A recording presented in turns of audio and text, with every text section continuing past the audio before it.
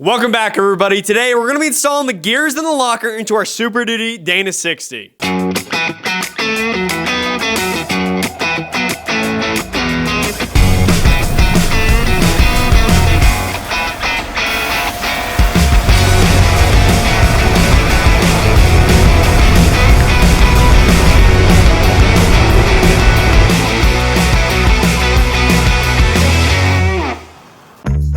Today we've got quite a bit to do. We're gonna be installing the gears in the locker into the Dana 60 today. We're gonna basically finish the Dana 60.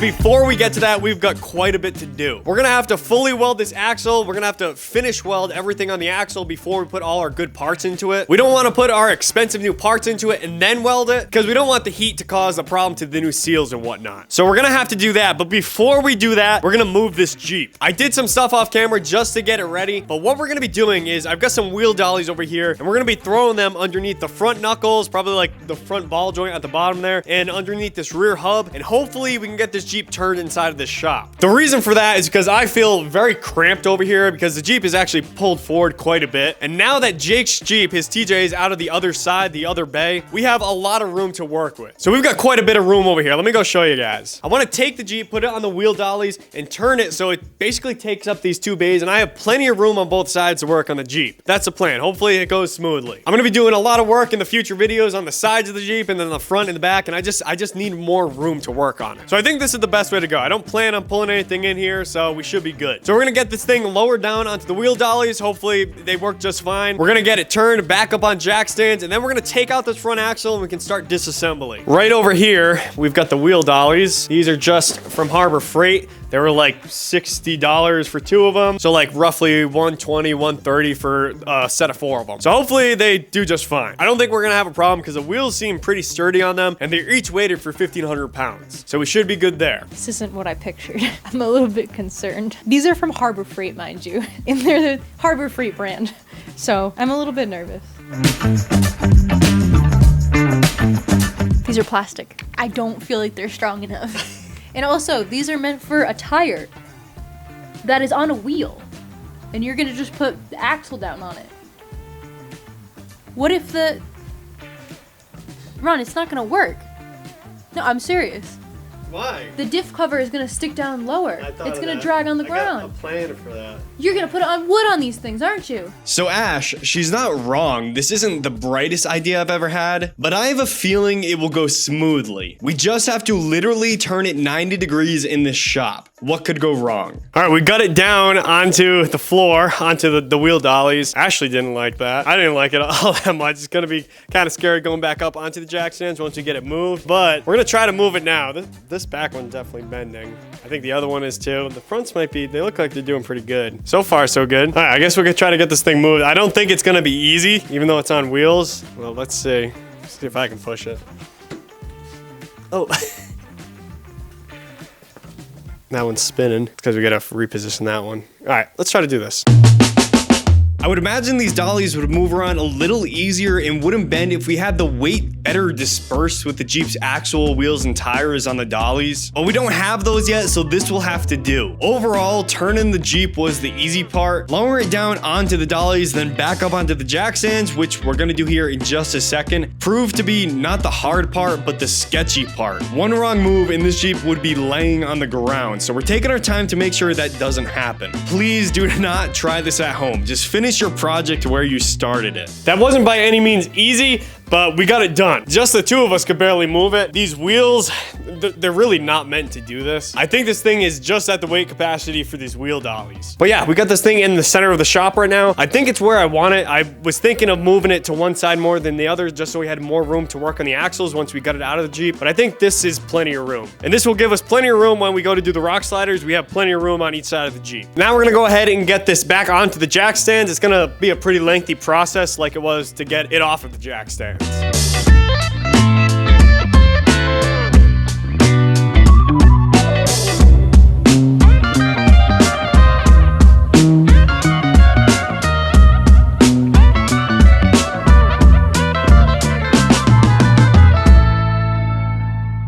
right, check out all of the room we've got now. This is pretty exciting. We've got this thing right in the middle of the shop. We've got it pushed back pretty far, and it's right in the middle. So we got the same amount of room over here as we do over here. We've got a few movable stuff. We've got the motorcycle that can go out when we're working on the Jeep. The tent's over there in the back, and we've got a table and the welder over there. It's pretty nice. This should give us plenty of room when we go to do the rock sliders in a couple videos. We're gonna have plenty of room on this side and over there as well. So right now, the Jeep is sitting on its own weight in the rear. It's on the axle in the rear and the leaf springs. And in the front, it's on the frame because we're gonna be taking this Dana 60 out next and getting it all welded up. We're not gonna waste any time, and we're gonna get right to that.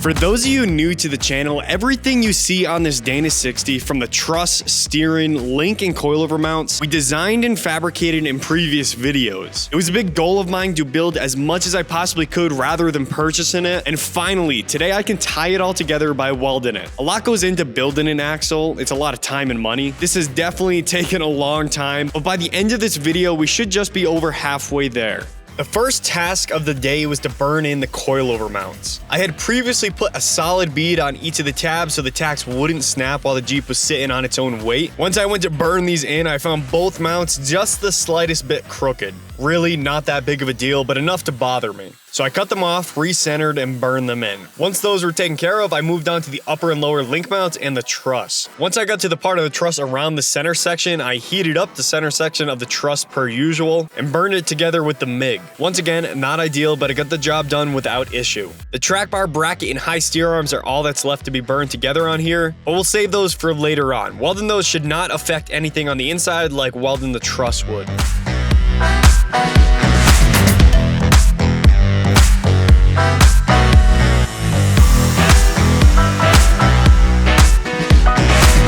The Dana 60 is all cooled down. It's been cooling down for about a week actually. It looks really good, and I'm really happy with how it came out. Now we can get on to the bigger and better things, what this video is all about. We can finally install the aux locker and re-gear this axle. I've got a lot of parts that I want to show you all, along with some specialty tooling that I'm going to be showing you. Basically, all the specialty tooling other than sockets and wrenches that I use to re-gear axles. Let's look at the parts first. So over here, we have the parts table. Right here, we've got some gears. These are 538s that we're going to be using. We got the pinion and the ring gear right here. We've got the overhaul kit that is going to have all our bearings and races. I already have this open. That's why it looks so messy. We've got shims, axle seals in here. We've got new ring gear bolts, all the good stuff. We've also got a new yoke. I like to put new yokes on my axles when I re-gear them because, let's see, what else we got in here?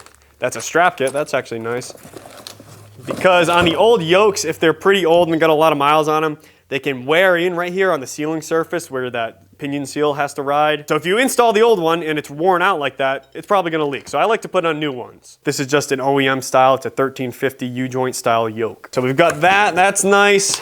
Over here, we've got something I put on all my axle installs as well, is a lube blocker for the diff cover. These things are really nice because you can pull that diff cover off and they are reusable. So we're gonna be installing that later on. All of this stuff over here, I think I already showed you all this. This is like our axle seals. We've got everything to rebuild the hub ends. We've got U-joints, greasable Spicer U-joints.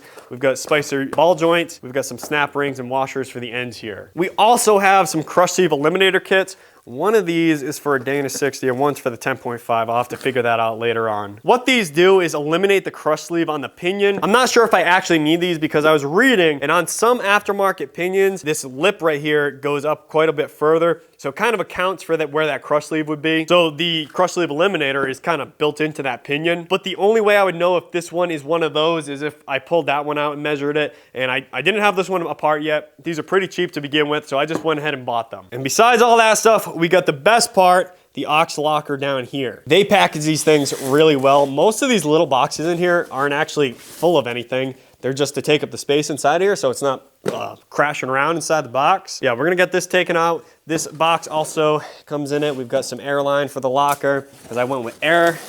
We've got some bolts. That's for the diff cover.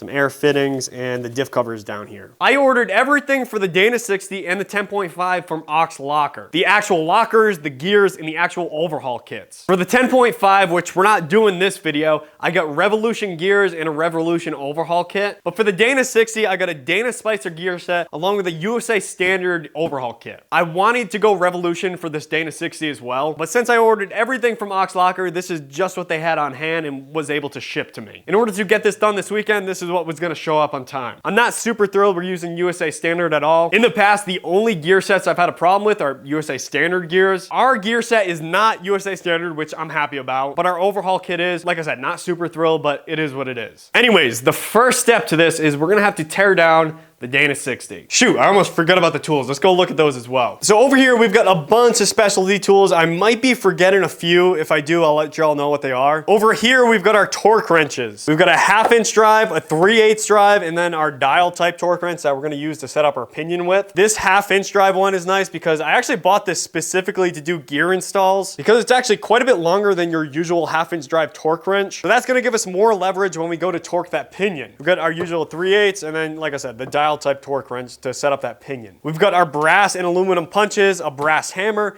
and our seal removing tools. We've got some measuring tools right here. This is our caliper to measure our shims, and then our dial indicator set to set our backlash. And over here, we've got some tools from Harbor Freight, actually. We've got a Baron Race and Seal driver set, if I can get it open.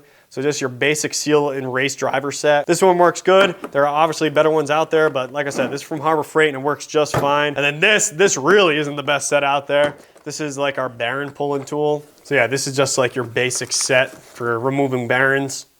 The set, I mean, it's not all that nice. It's pretty cheap, and I've done quite a bit of axle rebuilds with it, but there are better sets out there. So now that we've seen all the tools, let's get to work. The first step to re-gearing an axle is pretty simple: disassembly. I'm talking diff cover, carrier, pinion races, and seals. And not in our case, but axle shafts as well. Ours were already out. Once we have all of that out, we can work on cleaning up the housing with some brake clean and start taking some measurements. I'd like to say that this video is not a how-to video. None of this series is meant to be. There are dozens upon dozens of videos out there already on how to re-gear axles. I don't feel like I need to contribute to those by making my own. This is just my experience doing so. With that being said, I do hope there is a thing or two you can take away from this video and apply it to your own build. Whether that be some knowledge, a recommendation, or even learning from my mistakes. All right, we've got this housing all torn apart and cleaned up. I've got the axle seals out, I got all the races out. We cleaned out all the dirt. Looks really nice. I did notice that these old axle seals, here's part of one, they are different than the ones that came in this kit. These are the ones that came in the kit, and the ones that came out of the axle, look nothing like this. I looked it up, and sometimes this comes up depending where you look, and sometimes ones that look like the ones I took out come up depending where you look. But yeah, I don't think these are gonna work. I think we're gonna have to go buy some new axle seals because I don't understand how these would even work. They look a lot different than the ones that came out of it. But that we can worry about later. We can set this all up and then we can bang these in, the new ones in later. So I'm not gonna worry about that right now. For now, the next step is to get this pinion and this old carrier taken apart. There are shims inside of here that we need to take out, and we have to figure out exactly how thick they are. Same thing goes with these carrier shims. There's shims behind this, behind the Baron here. Same thing on the other side. We need to take these Barons off, these two on the carrier, as well as this pinion Baron right here. We need to find out how thick these shims are so we have a good starting point when we go to put the new gears in. We need to make setup Barons, so I was hoping that these aren't gonna get destroyed, but I think they're going to. If I need to, I'll go buy some new Barons and we can make some setup Barons with those.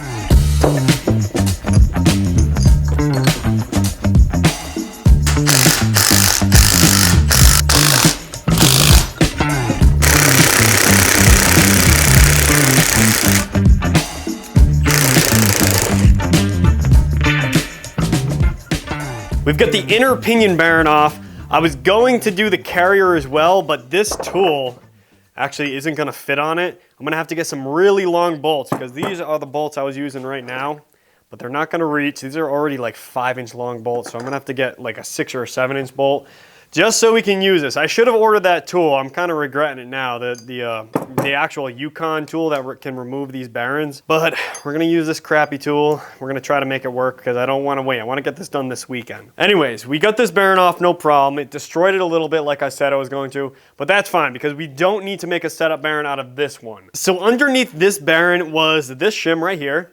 And we're gonna take this shim, we're gonna put it right on our new pinion. Then we're gonna go ahead and get this new bearing pressed onto this pinion, the inner pinion bearing. This bearing does not need to come off. So we don't need to make a setup bearing out of this one. To set pinion depth, we're gonna be putting these shims right here underneath of the inner pinion bearing race. So we got these right here. We've got a few different ones. These came with that overhaul kit, so we're gonna be using that to set our pinion depth. And then like I said, we had a crush sleeve in here as well. Let me show you all. That's right here. We're not gonna be using this to go back together. These are used to set the pinion bearing preload. These can basically only be used once. They can be used more than once, but it's very easy to crush them beyond what they're supposed to be at. So we're gonna be getting rid of this. A new one came with the overhaul kit, but we're gonna be using, oh, I already got it on here. This is that crush sleeve eliminator. Comes with this, along with some shims that we got right here. So we're gonna be setting our preload with those two things, and it's gonna eliminate this crush sleeve. So I'm gonna go ahead and get this inner pinion bearing pressed on, and we'll continue from there. Usually I would take a piece of DOM or pipe and press this inner bearing on in the press, but I didn't have anything with a big enough inside diameter able to slip over the pinion. I used a brass punch to get it down as far as I could. Once I couldn't go any further using this method, I found a piece of PVC with the literal same inside diameter as the pinion's outside diameter and press it on the rest of the way with this and the press. I didn't think this would work, but it did. I did have to cut the PVC off of the pinion afterwards, but overall I'd say this was a win. With the old inner pinion bearing race, I made a setup race. The purpose of this is to be easily removable. We're going to be adding some shims under this race to set our pinion depth. We may have to change out the shim stack a few times, so we want this race to pop out reasonably easy. During final assembly, we'll remove this race and install the new one we got in our overhaul kit. I also measured the thickness of the crush sleeve that came off of the old pinion. This measurement will be the thickness of our crush sleeve eliminator and our shim stack we use on the new pinion. This will be a good starting point for our pinion bearing preload.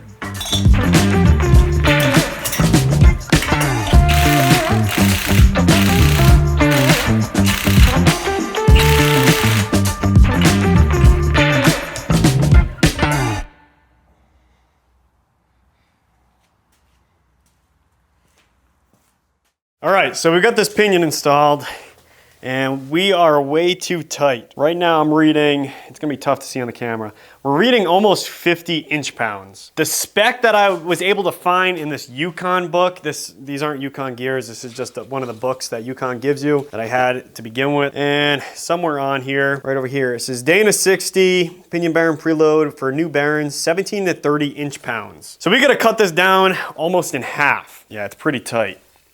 That is pretty tight. But we're gonna be able to get it right into spec. So these are all of the pinion shims I have. We have the smallest we have is a 10 thousandths. That pinion is too tight right now. We have to add a pinion shim to make it a little looser. Right now, other than the crush sleeve eliminator and the pinion shims for that, we don't have any pinion shims in there. Now I did have a 10 thousandth shim in there earlier and it made it way too loose. It was about 0,000.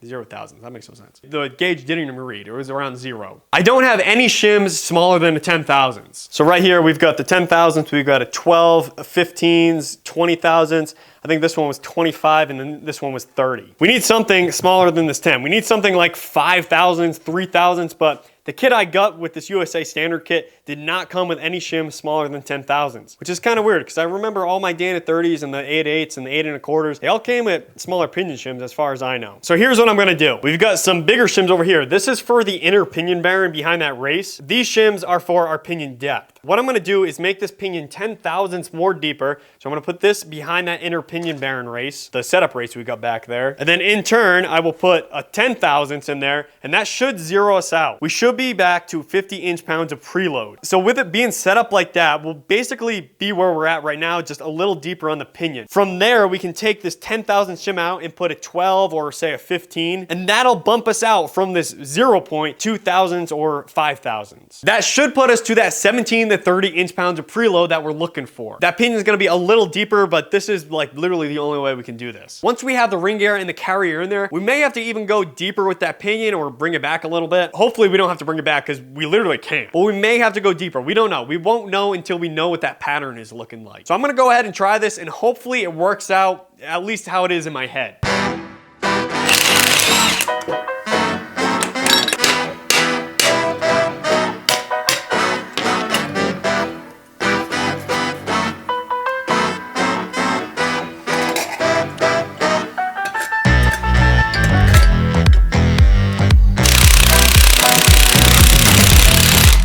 All right, check it out.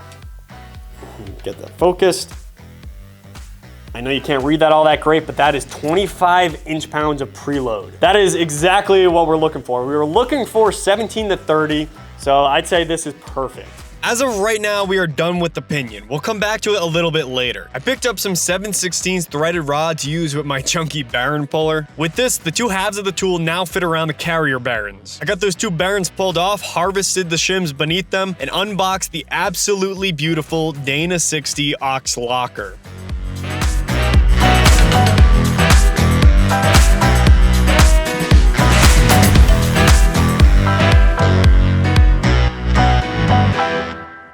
So I went and picked up some new bearings so we can make some setup bearings for the carrier. Because these Dana 60s are shimmed on the inside of the bearings, so we're gonna probably have to take these bearings off a couple of times to get our shims right. So the bearings that come with my USA standard overhaul kit are coil bearings, and the ones I picked up are national bearings. I picked them up at O'Reilly's. These bearings are the same part number, 387A-N, and then on the national it reads 387AS, so slightly different, but they got the same exact dimensions. They do look a little different here at the top. I think this one on the coil, it comes up a little higher, the cage, and then on the national, it sits lower. But I measured these out. I took all the measurements I needed to with the races. These are the coil races, and they look exactly the same. They measure exactly the same, I should say. So I don't think we're gonna have a problem there. It kind of freaked me out because you can see a visible difference at the top of these, but they're measuring exactly the same. So I think just the cage is a little taller on the coil. I think that's what's happening. Anyways, I'm gonna take these national bearings. I think it was 40 bucks for two of them. And we're gonna hone out the inside of this. It's probably gonna take quite a while. It's not gonna be fun. So these can slip on and off of our aux locker back here. So I already went ahead and took the bearings off of our old carrier, and underneath of those bearings we had some shims. These ones are still good. The other ones got a little chewed up. So I'm gonna take these same exact shims and I'm gonna put them onto our aux locker. Right on like this. And then we're gonna take our setup bearings and plop them right on as well. Then we can get this thing installed and see what our pattern is looking like. There is some measurements that I forgot to take. Usually we wanna measure from this face to the top of the race. Same thing with the other side. I forgot to take those measurements, so this is the way that we're gonna have to do it. We're gonna just transfer the shims, the same thickness of shims, onto our new aux locker. And we shouldn't have a problem doing that. Hopefully we get really lucky and our pattern and our backlash are right on. I installed our ring gear. I know it's very common to heat up the ring gear and freeze the carrier or locker, but I find it easy enough to carefully pull the ring gear on with the bolts. I've done a lot of setups like this, never had a problem, so I'm probably gonna keep doing it this way. Maybe on a future build, I'll try the heating and freezing method. Now, as for honing out these bearings, I'm curious as to how y'all would do this. I used a carbide bit on my drill. It took an incredibly long time, about 45 minutes of bearing. My carbide bits are older, so maybe if I had some new ones, it would make this process a bit quicker. It was not fun, but I was able to save some money honing these out rather than purchasing them done already. But yeah, how would you accomplish this? Would you use the carbide bits, just buy them done already? Or would you, I don't know, do this another way? Once the bearings were taken care of, I moved on to the shims. I'm reusing what old ones I can. If an old one is bent or creased, I'll just throw in a new one, same thickness. I got those setup bearings installed, threw this assembly into the housing, and now we can look at this pattern and see how lucky we are. You can see that pry bar right there. I like to put a little bit of pressure on the ring gear, some drag if you will, to help that pattern show up a little better. So we just got the locker in place and I just checked the pattern, and this is what we're looking at. This pattern, honestly, it's not all that bad. This is our drive side right here of the gear, and then below it, this is our coast side. Our drive side is very centered. If anything, it could go a little deeper into the ring gear. And like I said, it's very centered in here. I'm pretty happy with how centered that is, honestly. But if anything, it's a little further on the outside of this gear. We could probably bring it in just a hair. And then for the coast side, we're very centered when it comes to the top land and the root of the gear, but the pattern is a little too far in on that gear towards the toe of the gear. So we definitely want to move this outwards a little more towards the center. And if anything, we could go a little deeper into the gear as well. Now I did just check backlash off camera and we're looking at about 4 thousandths. The spec is 6 to 10 thousandths. So we're definitely going to need to change that. But we can worry about that once we move this pinion. What we're going to have to do is go a little deeper with this pinion. I'm going to try that out right now. And then hopefully we can get that pattern right and then we can worry about the backlash. So I didn't film much here. Like I mentioned earlier, this isn't a how-to video. I made some changes to the pinion. I'll share that here with you in a second. And in turn, that changed our pattern and our backlash, which is now in spec. All right, guys, I think we're good here. This pattern actually came out really good. So what I ended up doing was adding 3 thousandths worth of shim to this pinion, as well as the inner pinion bearing race, that setup race that we made. That pushed our pinion in 3 thousandths, while in turn keeping the correct preload for this pinion. I think before for the preload, I can't remember. I think we're at 20 inch-pounds, and right now we're at 25 inch-pounds. So that's still in spec. We're looking for 17 to 30 inch-pounds. So we're good there. Our backlash is good. We'll talk about that in a second. And our pattern, I'm pretty happy with it. I think it came out pretty decent. It's definitely acceptable. It's not perfect, I'd say, but definitely acceptable. So moving our pinion in 3 thousandths in turn moved our pattern towards the root of the gear or the root of the tooth. And that's exactly what we were looking for. Before, we weren't quite in the middle. Our pattern was coming a little bit close to the top land. I wasn't really happy with that. So moving that pinion in, move this towards the root of the gear just a little bit, and I'm happy with it. As for centering this pattern on this tooth, I'd say we are right on the money. If anything, we're a touch to the heel of this tooth. On the outside edge, this is the heel, and then over here, this is the toe. Like I said, if anything, we're a touch to the heel. But like I said, that is just a touch to the heel. I'd say this is pretty centered to my liking. As for the coast side, let's look at the coast side. We are definitely towards the toe of this tooth. There is no doubt about that. But we are centered in the tooth from the top and the bottom, or the top land and the root, I should say. It was the same thing on this side. Moving that pinion in the 3 thousandths, move this pattern down just a hair. We're not super close to the top land of this tooth anymore, and I'm happy with that. If we move this pinion in a little bit further, it would probably bring this pattern a little more heel, but that in turn would mess up with our drive side. It would probably move our drive side pattern towards the heel as well. And I'm really happy with that drive side pattern, so I don't think I'm gonna mess with it. As for the backlash, moving that pinion and change our backlash just a hair. We're now at 6 thousandths rather than 7, but the spec, according to my Yukon book right here, is 6 to 10 thousandths, so we are still in spec right there. Definitely on the tighter side, but I'd rather be on the tighter side rather than the loose side at 10 thousandths. That is my preference. Also, guys, if you don't have one of these Yukon books, you can get these. I think you can get these online. You can like print them out. I have a few of the hard copies that I got when I ordered Yukon gears in the past. These are a very helpful tool. They come with a lot of specs for multiple different axles. You can see right here, tons of different specs, as well as acceptable patterns and what to do if your pattern isn't looking all that great. So this is for pinion is too close. And then they have another page for pinion is too far. So it is pretty cool to see the patterns that are acceptable. You can see running off the heel or the toe of the tooth isn't all that bad actually. As long as you're centered between that top land and the root of the gear, you should be good. So I'd say we're looking pretty good for this Dana 60. The next step here is to get everything installed. So I'm gonna take this locker and this ring gear out. I'm gonna take that pinion out. I'm gonna install the actual inner bearing race. Then we can get that pinion installed. We can get the seal installed for that pinion as well. And from there, we'll get the carrier bearings installed and get that locker in, and we can wrap up this video. Nice, final assembly. I know I've been saying this the past couple videos, but this is a huge part of the build that is now complete. One thing I'm always worried about when pressing the bearings and the inner pinion race on for final assembly is the backlash, pinion preload, or the pattern changing. Luckily, that has never happened to me before, so I'm not sure why I'm worried about that. Everything stayed in spec for this axle, so I decided it was time to wrap it up and throw on the diff cover. These aux lockers have a massive sliding fork which engages the locker. It's built into the diff cover. There's no little copper tube that we have to route like on the ARBs, so this, in my opinion, is definitely a superior design. I didn't get any video of that fork, I forgot to, but when we re-gear the 10.5, the Sterling 10.5 in the rear of the Jeep, I'll be sure to get some video of that one. We've got the same aux locker going into that axle. All right, the Dana 30. Saying a Dana 30 is a little big. The Dana 60 is re-geared and locked. lot. I don't even think I ever mentioned it earlier. We've got some 538s in this. That's what we ended up going with. That is a huge step to the Resurrection Cherokee. I'm extremely happy with what we got done this video. We did a ton of finish welding. This axle is basically all together. There's a few brackets that we gotta put on it, and we gotta finish a few of them, like these coilover mounts. But other than that, I mean, this thing is done. The steering too. I guess there is a few things. I did want to get to all that this video, but I think we're gonna save it for a future video because this was a lot of work, and I think this is probably enough for this video. I want to say thank you to everyone who is watching and enjoying the series. For those of you that are new here, the goal of this series was to come out with a video every single week until the Resurrection Cherokee pulled out of the shop and out onto the trail. We were doing it very good, like 15 videos good, every single week this year. But I'm traveling for work now, so it's kind of cutting into that build time for the Resurrection Cherokee. I've got a total of 8 weeks to travel for work. I'm going on my 5th week tomorrow. I've got a total of 4 weeks left to travel for work,